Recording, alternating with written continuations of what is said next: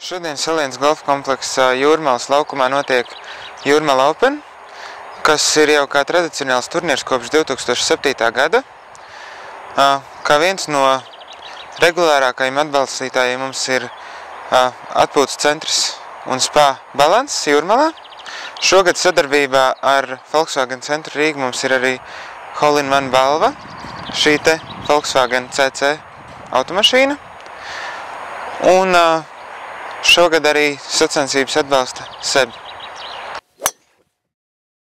Salienas golfa kompleksā notiek junioru nodarbības.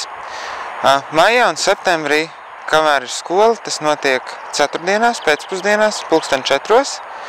Vasarā, kad jūnijas, jūlijas, augusts, bērnu nodarbības notiek 10:00.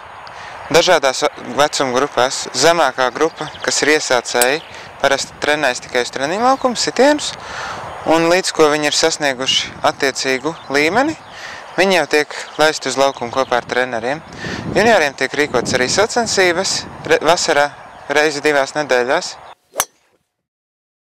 Salienas golfa laukums ir atvērts kopš 2006. gada. Klubs ir dibināts 2005. gadā. Sezonā mums ir vairāk lielu turnīru, kā piemēram šis Jūrmala Open.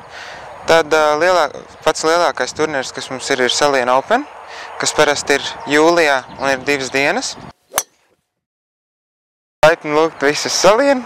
Strādājam katru dienu no 9 līdz 20 un laipni gaidīt arī piedalīties sacensībās.